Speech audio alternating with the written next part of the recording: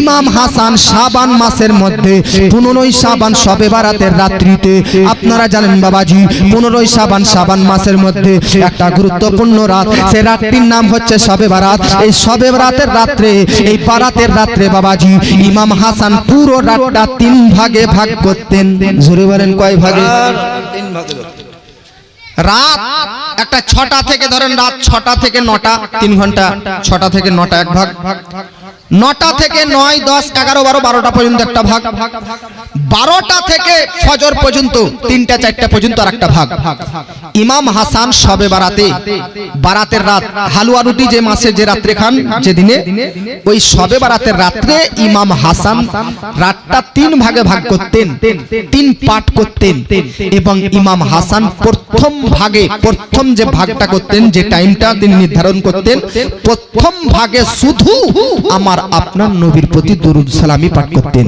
সুবহানাল্লাহ। আপনারা শবে বারাত আসছে না, যদি পারেন তো ইমাম হাসানের এই আদর্শটা ফলো করবেন।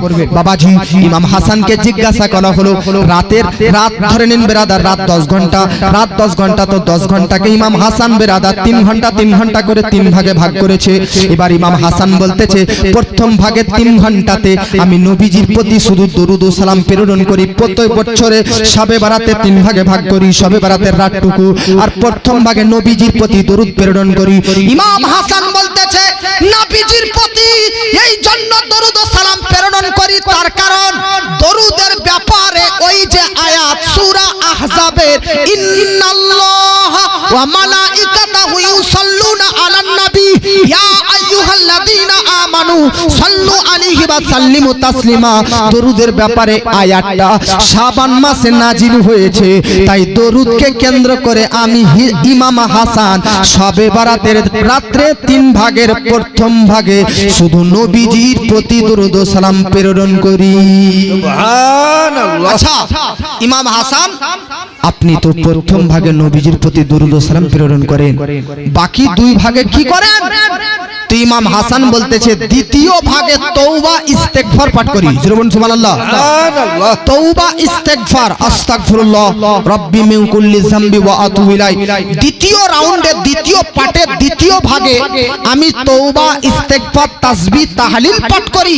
আর তৃতীয় অংশে, তৃতীয় পাঠে রাতের শেষ অংশে, রাতের শেষ ভাগে 3 নম্বর ভাগটাতে আমি নামাজরত অবস্থায় নামাজ আদায় করতে থাকি। সুবহানাল্লাহ। ইমাম হাসান শবে বারাতের ওই রাতটা 3 ভাগে ভাগ করার পর প্রথম ভাগে কি করতেন? নবীজির প্রতি দরুদ ও সালাম প্রেরণ করতেন। দ্বিতীয় ভাগে তাসবিহ তাহলিল জিকির আজকার তওবা ইস্তেগফার পাঠ করতেন। তৃতীয় ভাগে তিনি কি করতেন? নামাজ আদায় করতেন। জোরে বলেন সুবহানাল্লাহ। আবার আপনারাও শবে বারাত যদি আসে তো প্রথম ভাগ আপনারা পুরো রাতটা জাগবেন, তো পুরো রাতের প্রথম অংশে নবীজির প্রতি দরুদ প্রেরণ করবেন। শাবান মাসে দরুদের ব্যাপারে আয়াত নাজিল হয়েছে, অতএব শাবান মাসে তো বেশি বেশি করে দরুদ শরীফ পাঠ করা উচিত। জোরে বলেন। বাবাজি আপনাদেরকে বলতে চাই, বাবা আমার নবীজি সাল্লাল্লাহু তাআলা আলাইহি ওয়াসাল্লাম বলতেছে, মদিনার মধ্যে সব চাইতে বেশি যেই বংশে ছাগল পালিত হতো, যেই বংশে ছাগল পুষতো, ওই বংশের নাম বানু কালব। নবী বলতেছে বানু কালব এই গোত্রবাসীরা হাজার হাজার ছাগল, হাজার হাজার বকরি লালন পালন করত, পুষতো।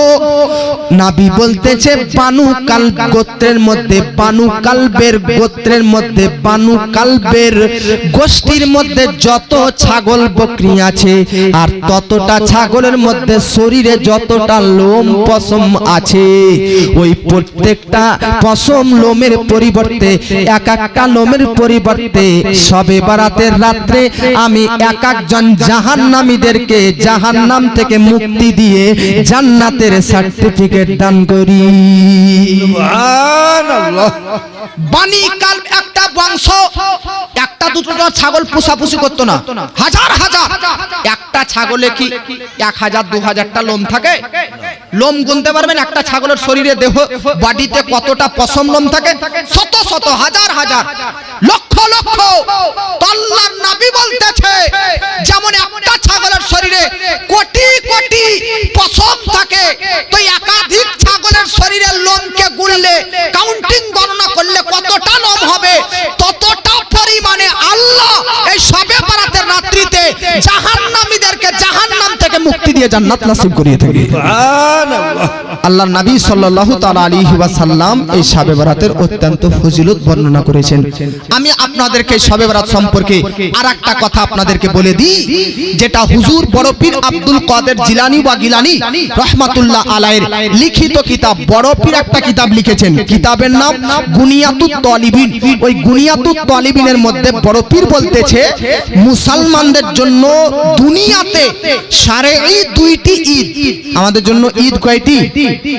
দুইটি, একটা ঈদুল ফিতর শারঈ, একটা ঈদুল ফিতর আর একটা ঈদুল আযহা। বকরা ঈদ কুরবানির টাইমে যেটা একটা ঈদ পালিত করি, আর এক মাস রোজা রাখার পর যে ঈদ শাওয়াল মাসের 1 তারিখে রাখি।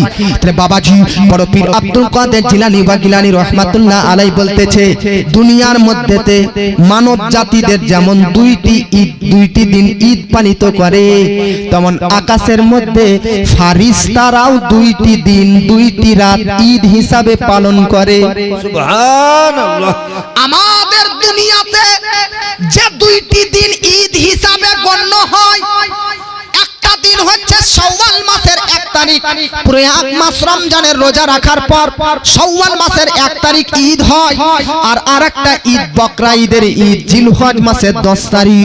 কিন্তু আসমানের ফারিস্তাদের মধ্যে যে দুইটি দিন ঈদ হয়, যে দুটি দিন ঈদ হিসাবে তারা সেলিব্রেট করে, ওই দুইটি ঈদ হচ্ছে আসমানের মধ্যে কোন কোন দিন জানে?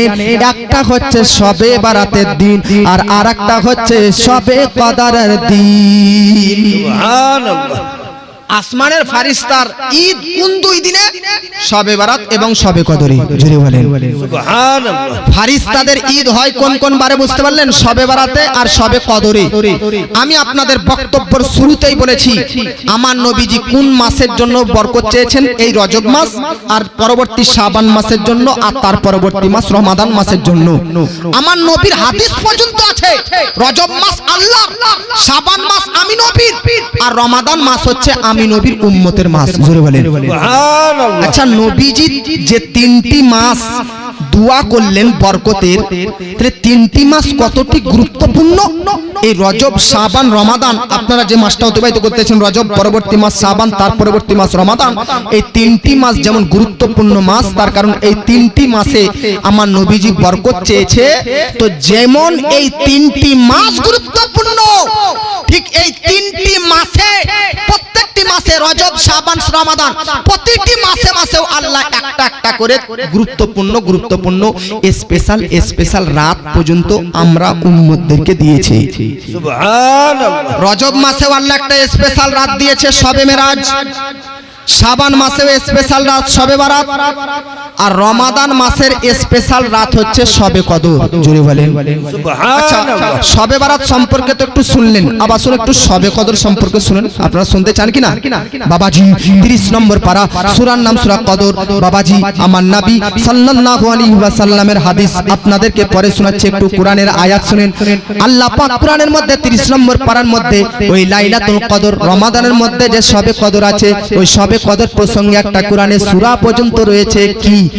ইন্না আনজালনাহু ফি লাইলাতিল কদর ওয়া মা আদরাকা মা লাইলাতুল কদর লাইলাতুল কদরি খায়রুম মিন আলফি শাহর তানাজ্জালুল মালাইকাতু ওয়ার রূহু ফিহা বিইذনি রাব্বিহিম মিন কুল্লি আমর সালামুন হিয়া হাত্তা মাতলাইল ফজর।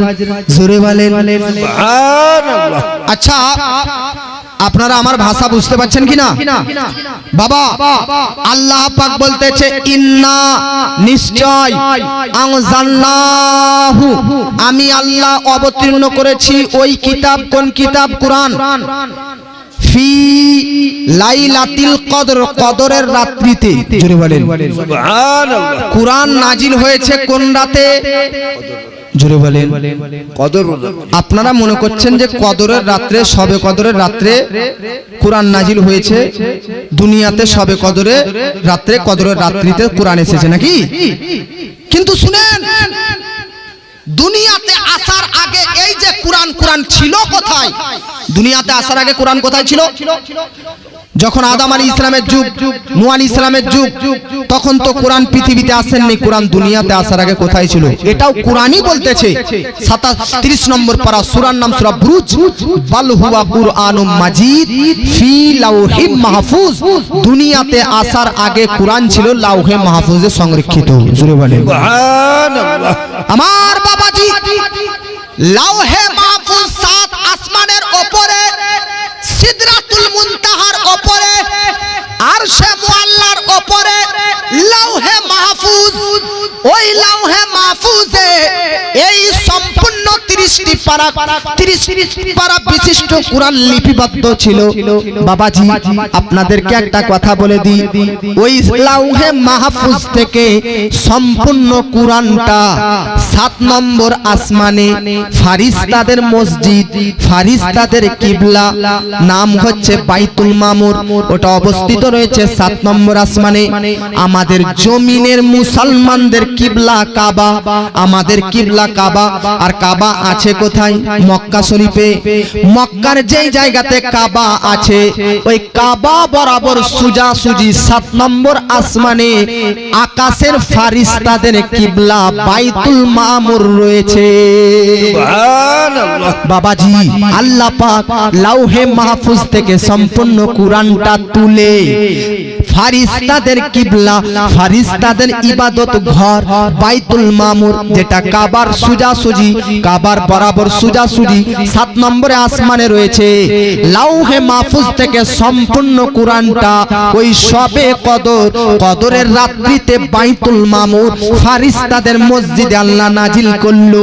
আর ফারিস্তাদের মসজিদ বাইতুল মামুর থেকে 7 নম্বর আসমানের ফারিস্তাদের কিবলা বাইতুল মামুর থেকে পুরো কোরআনটা দুনিয়াতে নবীর কাছে আসতে একটা রাত লাগেনি, 1 মাস লাগেনি, বরং টোটাল লেগেছে 23 বছর। সুবহানাল্লাহ।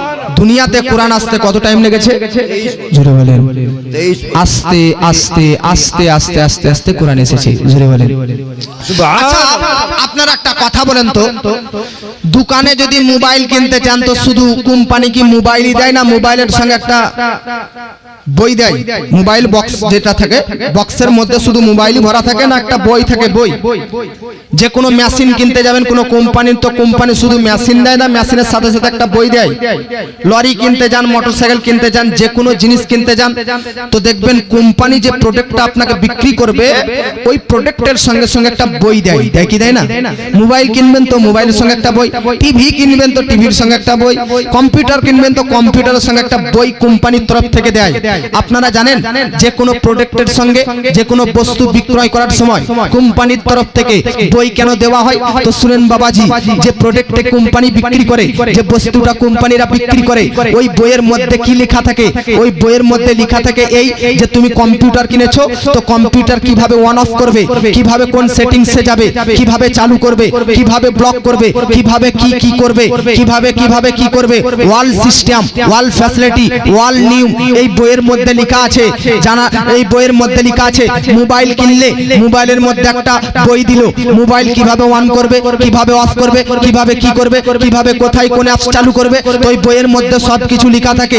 জগৎবাসী পৃথিবীর মধ্যে প্রত্যেকটি কোম্পানি যখন কোনো প্রোডাক্ট ব্রাদার কাস্টমারকে বিক্রি করে, তো প্রোডাক্টের সঙ্গে একটা করে বই দেয়।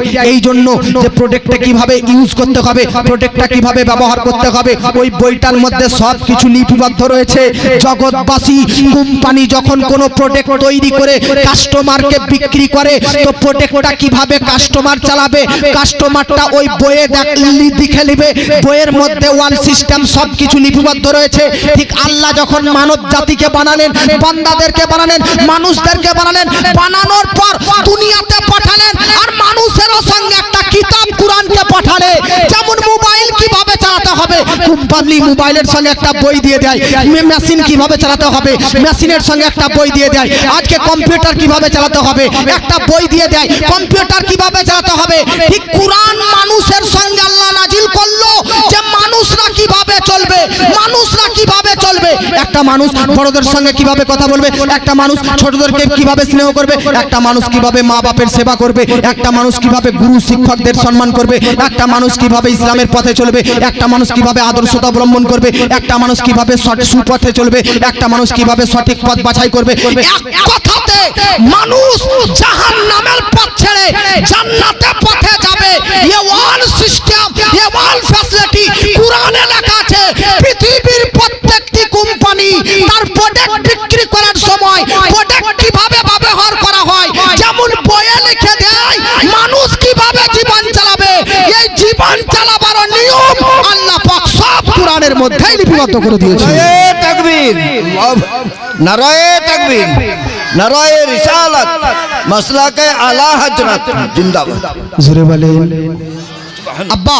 এজন্য আমার আপনার নবীর ওপর এই কুরআনটা আস্তে আস্তে আস্তে আস্তে, কখনো একটা আয়াত, কখনো দুটো আয়াত, কখনো 5টা আয়াত, কখনো একটা সূরা, আস্তে আস্তে পুরো টোটাল কুরআনটি নবীর কাছে আসতে টাইম কত বছর লেগেছে বললাম? 23। কত বললাম জোরে বলেন? 23 বছর। বাবাজি আমার আপনার নবীজি সাল্লাল্লাহু তাআলা আলাইহি ওয়াসাল্লাম যখন ইন্তেকালের সময় হলো, জোরে বলেন কিসের সময়? আচ্ছা বলেন তো, নবীজির ইন্তেকালের সময় হয়ে গেছে, নবীজি জানতেন কি জানতেন না? আমার নবীজি হাজ্জাতুল ওয়াদা, মনে রাখবেন আমার নবীজি জীবনে একবার হজ করেছেন। কয়বার? আমার নবীজি জীবনে একবার হজ, 4 বার উমরা করেছেন। মনে রাখবেন বাবাজি। আপনি বলবেন হুজুর মক্কাতে নবীর বাড়ি, মদিনায় নবীর বাড়ি, তাই নবীজি একবার হজ করলেন। কাছেই তো কাবা শরীফ, পাশেই তো কাবা, পাশেই তো সাফা মারওয়া, নবীর বাড়ির কাছেই তো মুজদালিফা, নবীর বাড়ির পাশেই তো মিন্না, সব কিছু নবীর বাড়ির কাছে কাছে আছে। তবু নবীজি একবার হজ করলেন কেন? নবীজি তো 1000 বার করতে পারতেন, কিন্তু বাবু নবী এই জন্য একবার হজ করেছেন। এই হজ বলতে ফরজ হজ, নবীজি নিজের জীবনে ফরজ হজ একবার করেছে। তার কারণ নবীজি যেই বছর ইন্তেকাল করবে ওই বছরই নবীর ওপর গোটা উম্মতদের ওপর আল্লাহ হজ ফরজ করলেন। সুবহানাল্লাহ। হজ ফরজ হয়েছে 9 হিজরিতে। জোরে বলুন কয় হিজরিতে? 9 হিজরির আগে হজ ফরজ ছিল না, যে এরকম পাত্র নফল ক্ষেত্রে করে নিত, আদায় করে নিত, কিন্তু ফরজ হয়েছে হজ 9 নম্বর হিজরিতে। আর আমার আপনার নবীজি তো 10 নম্বর হিজরিতে ইন্তেকাল করেছেন। এই জন্য আমার নবীজি ফরজ হজ একবারই করতে পেয়েছেন। কয়বার? আমার নবীজি হজ কমপ্লিট করার পর, হজ সম্পূর্ণ করার পর সাহাবায়ে কেরামকে নিয়ে মক্কা আর মদিনার মাঝামাঝি একটা বর্ডারের নাম হচ্ছে গাদিরে খুম, নবী বক্তব্য দেওয়ার জন্য দাঁড়ালেন। আমার নবীজির বক্তব্য শ্রবণ করার জন্য সাহাবায়ে কেরাম ব্যাকুল হয়ে পড়লেন। নবীজি কি বলবেন? আজকে নবীজির চেহারাতে কিভাবে, কি ব্যাপার, দুঃখ ভরা, কি ব্যাপার নবীজির চেহারাতে, কি ব্যাপার আজকে রাদার দুঃখ ভরা।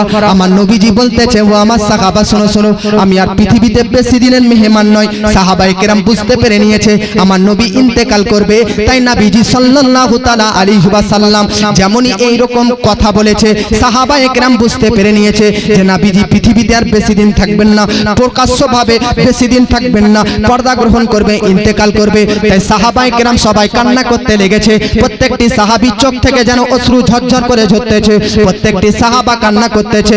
কান্না করতে করতে করতে একজন সাহাবী বলল, ইয়া রাসূলুল্লাহ, ইয়া হাবিবাল্লাহ, আপনি পৃথিবীতে কেন এসেছেন? এবার আপনারা আসুন, পৃথিবীর মধ্যে আমার আপনার নবীকে আল্লাহ পাক কেন প্রেরণ করেছেন? আপনারা কি মনে করেন নবীকে আল্লাহ কি এই জন্য প্রেরণ করেছে কি যাও মোহাম্মদ যাও আর আঙুলের ইশারা করো আর ডুবা সূর্য উদিত করো? না না না, এই জন্য আল্লাহ নবীকে পৃথিবীর মধ্যে প্রেরণ করেননি।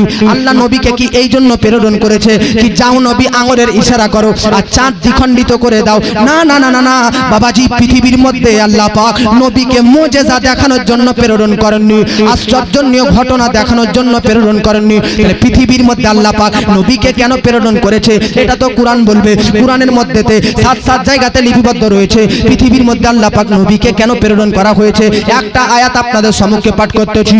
আল্লাহ পাক বলতেছে, ইয়াতলু আলাইহিম আয়াতিকা ওয়া ইউআল্লিমুহুমুল কিতাবা ওয়াল হিকমা ওয়া ইউযাক্কিহিম। হে জগৎবাসী, পৃথিবীর মধ্যে আল্লাহ পাক বলতেছে নবীকে প্রেরণ করলাম কিতাবের জ্ঞান দেওয়ার জন্য, শরীয়তের বিধিবিধান প্রচার করার জন্য, আমি আল্লাহ পাকের একত্ববাদ প্রচার করার জন্য, আমি আল্লাহ পাক পাকের সঠিক মেসেজটা বান্দাদের নিকট পৌঁছানোর জন্য এক কথাতে পৃথিবীর মধ্যে নবীকে প্রেরণ করলাম বান্দাদেরকে জাহান্নামের পথ থেকে টেনে এনে জান্নাতের পথের পথিক বানানোর জন্য। সুবহানাল্লাহ। আচ্ছা একটা কথা আপনারা বলেন তো ভাই, আল্লাহ কত বড় শক্তিশালী? বিনা খুঁটি খাম্বার দ্বারাই আকাশটাকে ঝুলন্ত অবস্থায় ঝুলিয়ে রেখেছে। এত বড় আল্লাহ শক্তিশালী, পৃথিবীটাকে ভাসান্ত অবস্থায় ভাসিয়ে রেখেছে। আল্লাহ এত বড় শক্তিশালী, চন্দ্র সূর্য গ্রহ নক্ষত্রগুলোকে ঝুলন্ত অবস্থায় ঝুলিয়ে রেখেছে। ও আল্লাহ যদি চাইতো তো নবীদেরকে না পাঠিয়ে ডাইরেক্টলি আমাদেরকে হেদায়েত দিতে পারতো কি পারতো না? এই জোরে বলেন, এ পারতো কি পারতো না? আল্লাহ যদি ডাইরেক্ট চাইতো তো আমাদেরকে আল্লাহ শিক্ষা দিতে পারতো কি পারতো না? জোরে বলেন। আল্লাহ যদি চাইতো তো আমরা ডাইরেক্টলি আল্লাহর কাছ থেকে কোরআন শিখতে পারতাম, কোরআন নিতে পারতাম, সব কিছু হেদায়েত নিতে পারতাম, নামাজ নিতে পারতাম, রোজা নিতে পারতাম, হজ নিতে পারতাম, যাকাতের বিধান নিতে পারতাম। আল্লাহ তোমার কাছ থেকে আমরা ডাইরেক্ট চাইলে নামাজ, রোজা, হজ, যাকাত, কোরআন, হাদিস, তাফসীর ইত্যাদি নিতে পারতাম, বা তুমি চাইলে আমাদেরকে ডাইরেক্ট হেদায়েত দিতে পারতে। কিন্তু তুমি আমাদেরকে ডাইরেক্ট না দিয়ে বা আমরা তোমাদের কাছ, তুমি আল্লাহর কাছ থেকে ডাইরেক্ট না নিয়ে মিডিলে নবীদের মাধ্যমে আল্লাহ তুমি আমাদেরকে হেদায়েত দিলা কেন? Point to be noted. কি বললাম?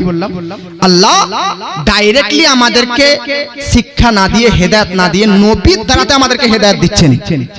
সুবহানাল্লাহ। কেন কেন? এর কারণ কি? আপনাদের গ্রামে রুটি তৈরি করেন বাবা, রুটি রুটি খান কি না?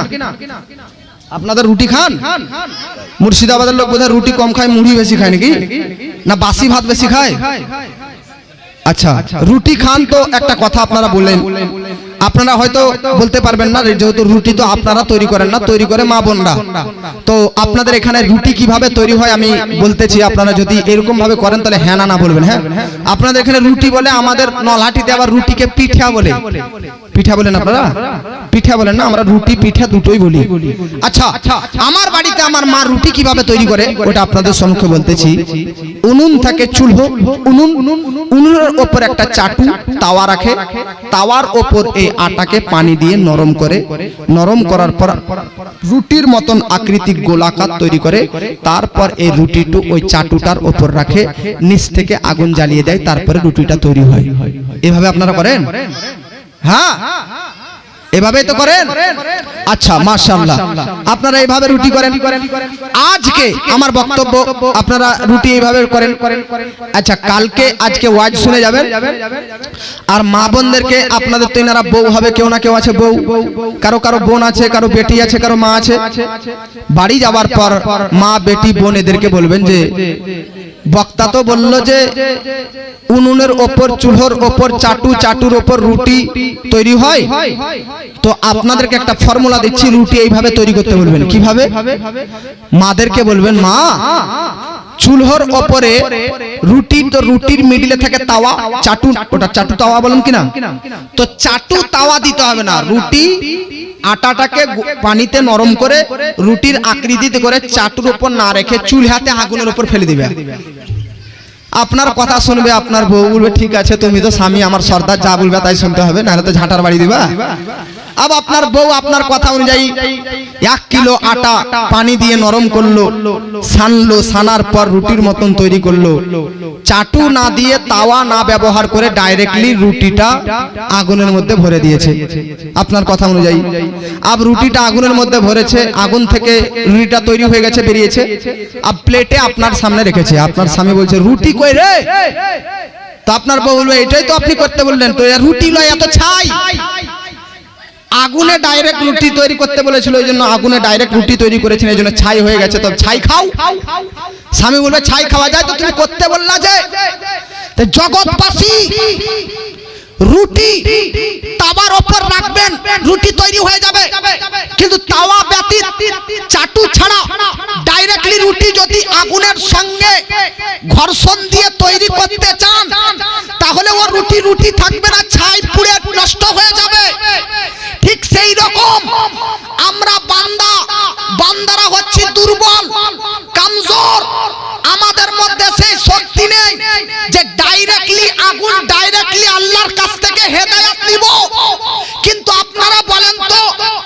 রুটিটা আপনি আগুন দিয়ে তৈরি করতে চাইলেন, রুটি পুড়ে গেল, কিন্তু এই রুটিটা তাওয়ার উপর রাখলেন, তো তাওয়ার মধ্যে এতটা ক্ষমতা আছে, তাওয়ার মধ্যে এতটা শক্তি আছে, চাটুর মধ্যে এতটা পাওয়ার আছে যে নিচ থেকে আগুনের উত্তাপ নিচ্ছে আর উপরের রুটিকে ফুলিয়ে তৈরি করতেছে। তাহলে রুটির যেটা শক্তি, তাওয়ার সেরকম শক্তি, রুটির যেরকম শক্তি তার চাইতে কোটি গুণ শক্তি বেশি তাওয়ার। তাওয়ার মতন রুটির শক্তি নেই, চাটুর মতন রুটির ক্ষমতা নেই, কারণ চাটু আগুনের সঙ্গে লড়াই করতে পারবে, আগুনের সঙ্গে স্পর্শ করতে পারবে, আগুনের সঙ্গে বন্ধুত্ব করতে পারবে, কিন্তু রুটি ডাইরেক্টলি আগুনের সঙ্গে বন্ধুত্ব করতে পারবে না।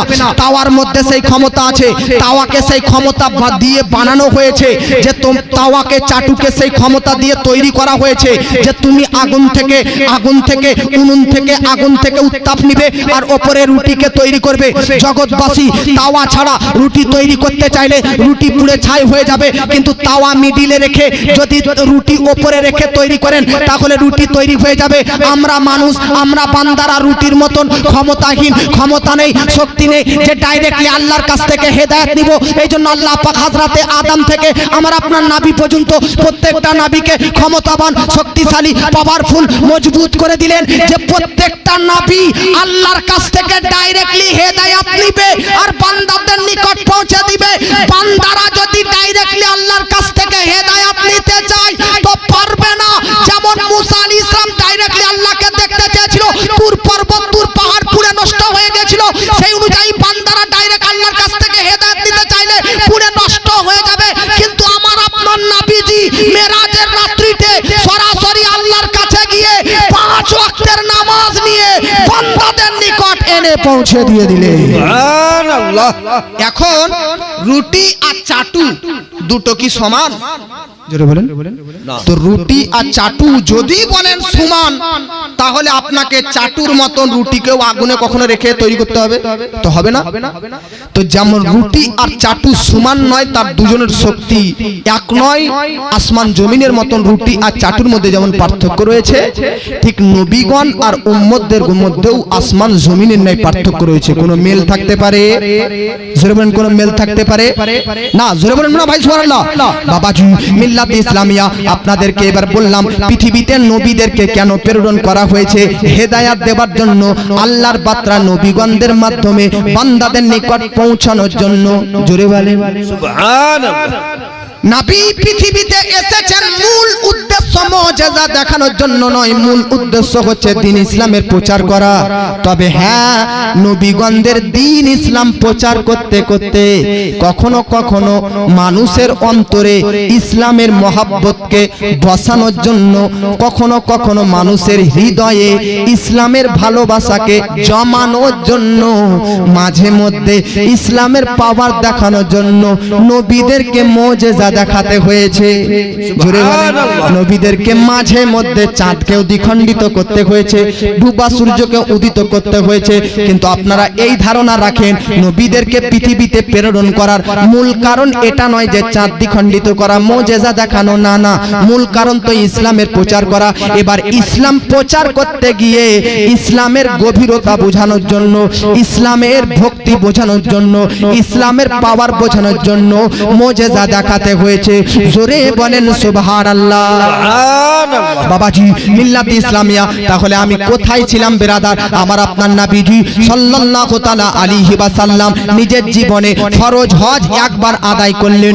নবী যেই দিন যখন ইন্তেকাল করবেন, ইন্তেকালের কিছুদিন আগে নবীজি বেরাদার বক্তব্য রাখলেন, এমন বক্তব্য রাখলেন যে সাহাবায়ে কেরাম বুঝতে পেরে নিলেন যে নবী আর কিছুদিনের মেহমান। সাহাবায়ে কেরাম কান্না করতে চাই, ইয়া রাসূলুল্লাহ, ইয়া হাবিবাল্লাহ, নবী গো, আপনি যদি ইন্তেকাল করে যান, আপনি এসেছিলেন তো হেদায়েত দেওয়ার জন্য, আপনি এসেছিলেন শিক্ষা দেওয়ার জন্য, আপনি এসেছিলেন মাসলা মাসাইল বর্ণনা করার জন্য, আপনি এসেছিলেন বিধি বিধান প্রচার করার জন্য।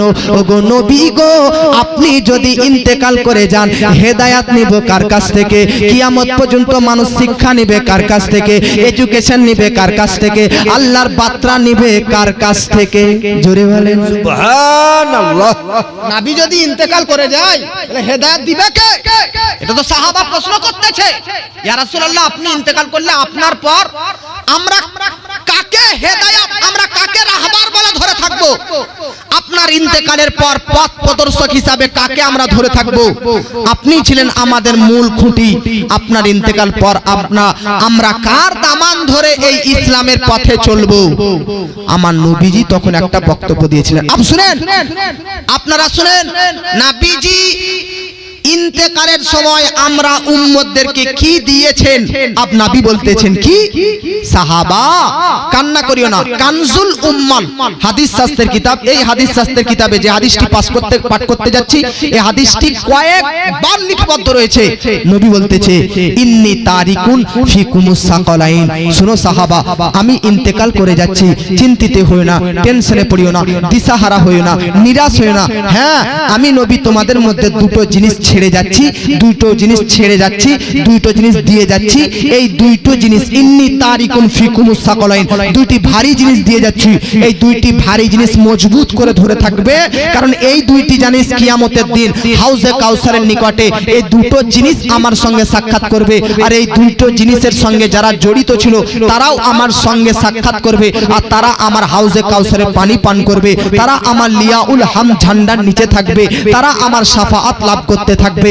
আমার আপনার নবীকে সাহাবা জিজ্ঞাসা করতেছে, ইয়া রাসূলুল্লাহ, ওই দুটো জিনিস কি, যে দুটি জিনিস আপনি আমাদেরকে দিচ্ছেন? তো আমার নবী বলতেছে, একটা হচ্ছে কুরআন আর একটা হচ্ছে আমার আহলে বায়াত।